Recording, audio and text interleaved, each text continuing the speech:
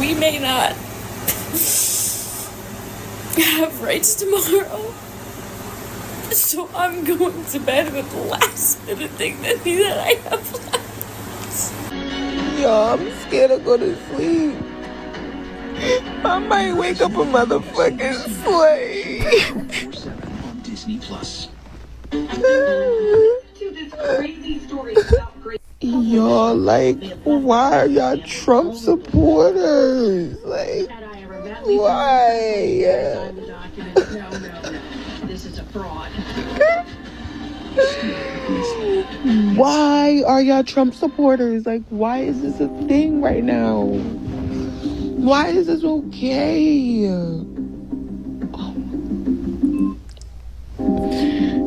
I can't do this no more. I should have kept my vote to myself because I knew it didn't fucking matter.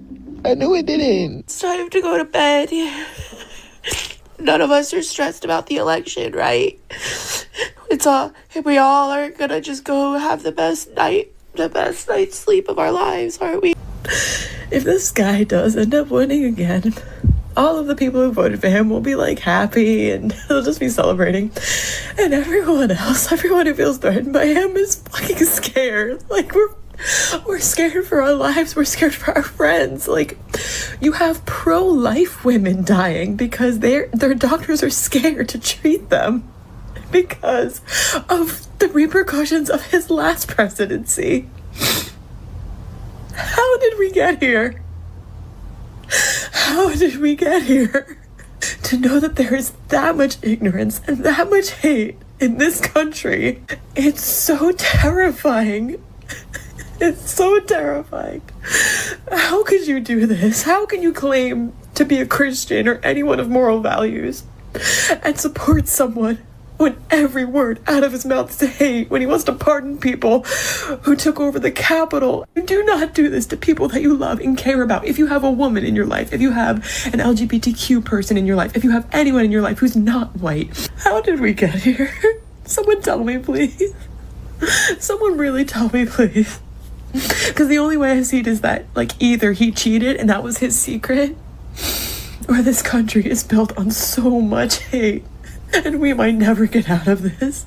If you voted for him, you are dead to me. Go ahead and block me. I don't give a shit. I really don't. I really don't. Is anyone else having a meltdown? I don't know how to do this. I don't know how to wait. I'm so stressed. How you can't look out into the world, into the people of this country and see what's happening. And how hard we're all fighting for rights not to be taken away from people. I go from hysterically crying 1 minute over the pain of this situation and then hysterically crying the next minute, watching so many people come together and women from around the world supporting us and cheering us on. I am 48 years old and I have never experienced anything like this and never thought I would in this country. It's like I can feel the pain and the fear from every single person. I don't know how to handle this. I don't know how to get through the next couple days. Who knows how long this is going to take. Shalom. Before I get started, I want to give all glory, honor, and praise to Yahweh, Bahashem, Yahweh Shah, Bahashem, Rakah HaKodash. Double honors to the apostles and elders at GMS. Peace, honor, and respect to you brothers that's out there laboring, edifying, rightly dividing the word and truth and sincerity. Shalom to you believers out there, the Akim Wagwath. And you can see with the opening clip, these people having a meltdown. And it's mainly you women, all right? I don't know, the title might be, it don't matter. It didn't matter. Well, it don't matter who get in office, all right? It doesn't even matter. That's what you fail to realize, all right? And I got this short little video I want to play at the end of these scriptures for you brothers and sisters to watch, all right? Explaining and going into how your vote don't even count anyway. It don't even count. It's all a big game, all right? But mainly you women, because one thing I noticed, See, these women, if Kamala would have won, they would have been able to be even more on the high horse that they already are on, but they have been knocked off of it just a tad. Because you had some women that did vote for Trump. So, but a lot of these women, especially you black women, you so-called black women, you Israelite women, you wanted to take that victory of Kamala and run with it to even more boast. But of course, the Lord have other plans. Now I want to start right here because Isaiah 30, it says, I'm going to get in the NLT. It says, now go and write down these words. Write them in a book. They will stand until the end of time as a witness that these people are stubborn rebels who refuse to pay attention to the Lord's instruction. Yeah, you pay attention to the right wing, the left wing, all right, all these ideologies of Esau, Edom, but you don't pay attention to the instruction of your power, okay? Israel is very rebellious because the scriptures tell us we're not even supposed to set a king over us, all right? Nonetheless, the average person don't even know that, all right? But that's why the Lord called us, us Israelites, sadish. We really, now referring to, the 2/3 of our people is sadish, meaning stupid when you go into it. Because why? They have not known him, okay? So continuing on in verse 10, they tell the seers, stop seeing visions, okay? And we know that the prophets was called seers in antiquity. Stop seeing visions. They tell the prophets, do not tell us what is right. Tell us nice things. Tell us lies. Yeah, Israel love hearing the nice things, the lies, man. That's why when you tell them they vote don't count, they don't want to hear that. When you tell them these holidays go back to Satanism, they don't want to hear that. When you tell them America will be destroyed, they don't want to hear that. All right. When you tell the woman she's supposed to be under her man, obedient, she don't want to hear that. When you tell the man he's supposed to be under Yahushua, he don't want to hear that. Our people don't want to hear the word. All right. They just want to hear everything's going to be all right. All right. Kamala or Trump or whatever candidate going to get in office, make things better. It's all lies. It's all a dog and pony show. Because when you can always tell, because when it's time to campaign, what do? Now they want to come to McDonald's. They want to go to the hip hop station. They want to have the hip hop and the acts of entertainment campaign for them. They do this every 4 years, and you people swallow it up. Every 4 years. Dumb. All right. Y'all love the lies. All right. But when you have men, all right, that's been ordained to teach this word in its purest form, when you have the teachers, the prophets, all right, brothers going out teaching you this word, you don't want to hear it, man, which ultimately means you don't want to hear the word of the Lord. Now, verse 11, it says, they said, forget all this gloom. Get off your narrow path. Stop telling us about your Holy One of Israel. Right. This is what they say. Verse 12, this is the reply of the Holy One of Israel. Because you despise what I tell you and trust instead in oppression and lies, our people trust in oppression and lies, man. Especially you women. That's why the women is having the biggest breakdowns. All right. And that's why in Jacob's trouble, okay, you're going to be worse off because you women really love lies. You love it here with your pseudo power. All right. And again, the women is really breaking down because they wanted to run with a Kamala victory and boast and really, it would have really fed into the lie that women is really running things, which anybody with an ounce of sense know that's not true. All right. It's been really, even though Babylon is a queendom in my eyes and other brothers' eyes, is really based off of patriarchy when you get to the top of the circle. Okay. Verse 13, calamity will come upon you suddenly like a bulging wall that bursts and falls. And in an instant, it will collapse and come crashing down. Right. This is what's going to happen. When this system crash, it's going to hit a lot of you people like a ton of bricks. All right, it's gonna hit a lot of people like a ton of bricks, save the elect. Okay, the elect is the only ones that's gonna be able to stand. Okay, everybody else, you gonna feel those bricks hitting you, and it's gonna, reality is really gonna set in, especially for you women, because you've been walking around one time through the planet Earth, with your pseudo power, thinking you all that, and you wanted to be able to do what you want to do under a Kamala victory. But no, no. Which, when you go into it, Trump didn't ban you women from basically not doing what you want to do with the, abortions and things of that nature, or how you dress and how you act, all right? But it's just the point of you women, you wanted to be fed that lie that the tables are really turning in your favor of power, which And that's why I want to get Isaiah 3:16, and the heading is Judah's women denounce. Why? I want to get this. Moreover, the Lord said, because the daughters of Zion, you Israelite women, are haughty and walk with stretched forth necks and wanton eyes, walking and mincing as they go, and making a tinkling with their feet. This is the Israelite woman, all right? Haughty, proud, arrogant, all right? Boisterous, all right? Walking around with them big ass eyelashes, goose in their neck, always talking, thinking she tough, switching, twerking, all right? And when you read further, it says, therefore the Lord will smite with a scab the crown of the head of the daughters of Zion, and the Lord will discover their secret parts. That's why you got to wear the weave.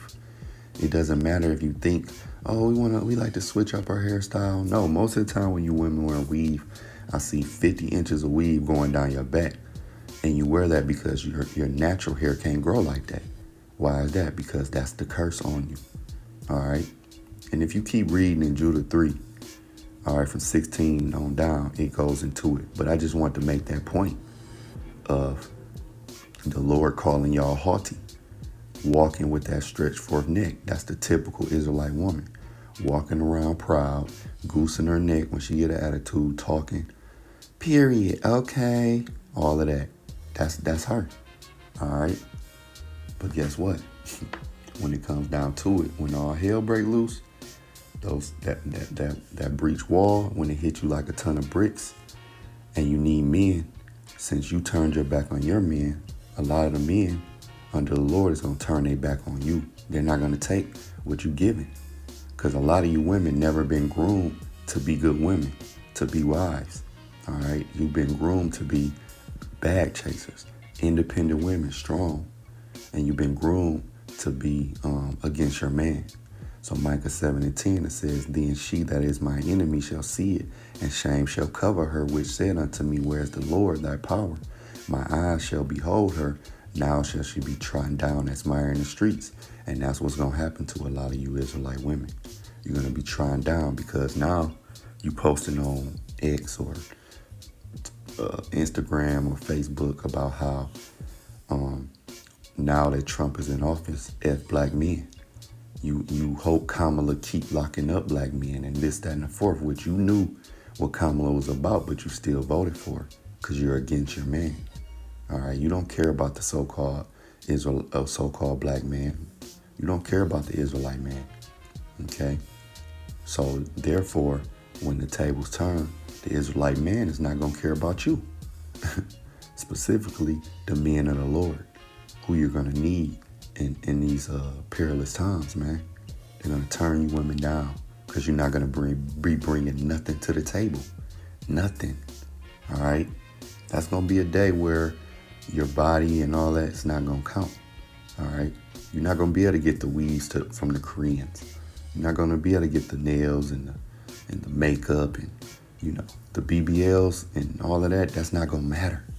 All right, you women gonna be in fear. Because when you step out, it could be a chance that you could be, ravished and unalived, man. All right. So now I want to get Lamentations 4 and 17, because this is going into the whole Israelite nation. How you Negroes, so-called Negroes, Latinos, and natives. You're simple, man. All right? You fall for this every year. And it doesn't even matter who get in, because whoever get in is just a puppet used by the elites. All right? And that's why I encourage you, brothers and sisters, to watch this video. It's about 7-8 minutes long that I got, going into how your vote doesn't even matter. It doesn't count. Lamentations 4:17, as for us, our eyes as yet failed for our vain help.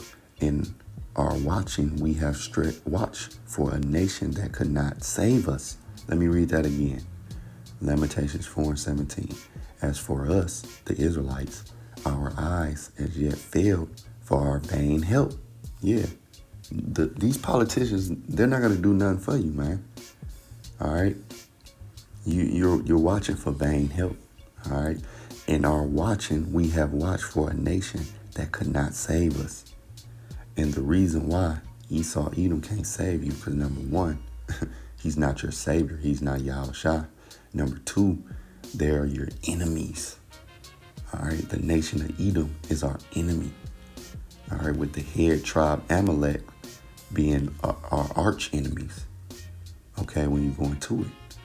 Really, the whole nation of Edom is our arch enemies. So they're never going to help you, Israelites. All right? No matter what type of promises they put in there. No.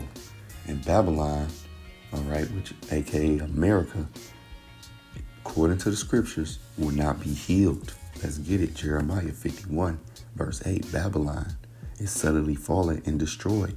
Howl for her, take balm for her pain, and so she may be healed. But we already know America's not going to be healed. America's not going to be great again, as if it ever was great. And if it was ever great, who made it great? Basically the Israelites, because America was built off the blood, sweat, and tears of the Israelites. Okay? But just going into it, it never was great for you Israelites. All right? You coming over here as cargo slaves. All right? You were put to work.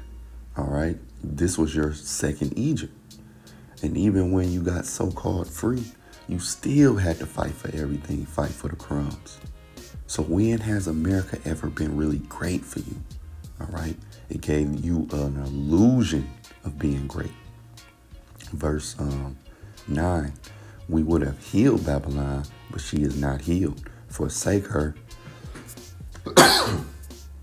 and let us go, everyone, into his own country. For her judgment reacheth unto heaven, and it is lifted up even to the skies. All right? So, listen. This is the Lord speaking through Jeremiah. All right, really being facetious. It says what? We would have healed Babylon, but she is not healed. All right? No, America will not. Those MAGA, that's in vain. Trump is not. For you Edomites, Trump is not going to be the savior of this place. And for you Israelites who voted for Trump, he will not be the savior of this place. And all you dumb women crying, Kamala wasn't going to be the savior of this place. No, because Yahweh Bahashem Yahushua have his sights set on America to be destroyed. So, Lord willing, this was edifying. To the next lesson. Shalom. There are certain issues that people on the left and the right in American politics will never discuss. And the reason they won't discuss them is because they agree mutually. The Democrats and the Republicans agree on something, so they don't want to talk about it in public debate because it reveals the fact that they're basically the same. They only talk about things on which they disagree. Turns out that the things on which they agree are the most important things. The things in which they disagree are relatively minor. We need to understand that we have been artificially divided for far too long. The global elites have divided us into Democrat and Republican, left and right, conservative and liberal. They have divided us with hot-button issues like abortion and gay rights and gun control and prayer in schools. And by doing so, they have given us, the electorate, the illusion that we have a choice, when in reality, both the Republican and Democratic parties are owned by the same global elites. And on issues that matter to those global elites, they act as one. By the time you go to the polls and you put your pencil mark on the paper or punch the lever, whatever you do, the decisions are already made. The candidates have already been selected. And the work goes on there, is who selects the candidates that the people vote for? Who frames the issues that the people vote for? Voting is nothing. It's all done before that stage. This left-right paradigm is a political ploy. It works very well for those who know what they're doing. We find that the Republican Party and the Democrat Party both are pretty much in the hands of a relatively small group of people with a membership of about 4,000. It's called the Council on Foreign Relations. These are the people that are really pulling the strings in both the Republican and the Democrat Party. We get a lot of advice from the council, so this will mean I won't have this far to go to be told what we should be doing and how we should think about the future. People like Hillary Clinton know, even at that elevated position, Hillary Clinton, you'd say, was one of the big movers and shakers. Compared to the Council on Foreign Relations, she's not. She's a small fish. And she knows that she's got to get the approval of the CFR. I had a friend, Nick Rockefeller, okay, who was one of the Rockefeller family. The ultimate goal that these people have in mind is to create a one-world government. And this is given me straight from Rockefeller himself. This is what they want to accomplish. Not just any world government, but a world government based on the model of collectivism. In other words, big, powerful, centralized world government. If it were a world government based on the principles of freedom and freedom of choice, freedom of culture, low intervention, if no intervention in the lives of normal human beings, it might be a wonderful thing, but that's not the kind of world government the left and the right have in mind. They're talking about total world government with all major decisions being made at the top and people at the bottom being peasants, basically, in a high-tech feudalism. My friendship with Nick Rockefeller was one where we expressed ideas to each other and thoughts and philosophies, and he wanted me to become part of what they were doing and for me to become a member of the CFR. And I used to say to him, what's the point of all this? You have all the money in the world you need. You have all the power you need. What's the point? You know, what's the end goal? And he said the end goal is to get everybody chipped, to control the whole society, to have the elite people controlling the world. They talked about Pat running for president, and if he did that, I would be very supportive. But he'd have to shake a label that gets assigned to people like Pat who run for the presidency, and that is that he's a tool of the rich. I personally like that very much.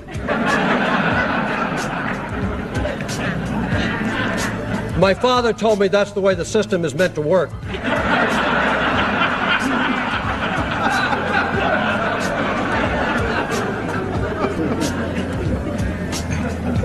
You know, I think Pat's coming quickly. Soon, I think he's going to be in a position for the Trilateral Commission. And if he shows promise beyond that, there's Bilderberg. World control, Pat. Settle for nothing else. At the top of this conspiracy are a handful of ultra-wealthy multi-billionaires in the world. Some of them have been conspiring for more than a century. Their tools are the Council on Foreign Relations, the Bilderbergers, the Trilateral Commission, and they have tools in other countries as well. Now, they've taken over our government, both Republicans and Democrats. There's no difference anymore between the two parties. They control both parties. It doesn't matter to them which one wins, because who's ever running for president will be someone they anoint. And the fact of the matter happens to be that you can't win an election unless you have enough money to win. They make sure who gets the money. And they've even written about it. There's a fellow by the name of Carroll Quigley, and he wrote several books about this group of people and their origins and their roots coming from Europe and England in particular. And he comes to a very interesting point in one of his books where he says, okay, this is the way the real world is. He said, how is it that we collectivists, we elitists, how can we rule the world when at the same time we want to let the average person think that they're living in a, quote, democracy? And he answers the question brilliantly. He said, it's very simple. You've got to have two major political parties, and they'll both have the same major goals, the same basic fundamental principles, and they'll argue with each other on the surface with slogans and leadership and style and all of that sort of thing. He said, but we will control them both. There's the strategy. There's the whole scam behind this left-right paradigm. When you understand this history and this reality, you look at it and you say, well, yes, we've got a left wing and a right wing, but they're just opposite wings of the same ugly bird. And we have our cheerleaders, you know, the news commentators and the talk show hosts on the left and on the right, and they frame the debate. They won't let the American people debate the real issues. They won't let them even think about the real issues, which are we going to keep American sovereignty or not? Are we going to let the Federal Reserve System, which is a banking cartel, continue to run our government or not? They won't let us talk about those things. That tells you there's the evidence that it's controlled. The owners of this country are the voters of this country. You're wrong about that, my friend. Aren't the owners of this country the voters in this country who elected George Bush? No, they're not. Listen, politics, these elections are a charade. It is a charade. Oh, okay. It is, they are meant to, well, I'll tell you, just listen for a minute. Learn a little something. The elections and politicians are in place in order to give Americans the illusion that they have freedom of choice. You don't really have choice in this country. This is not a party issue. This is not a left-right issue. The question is not, should we have big government or little government? The question is, who should government serve? And it should serve the people. And it hasn't been doing it, and it still isn't doing it. And changing from Republican to Democrat or Democrat to Republican is not going to change that.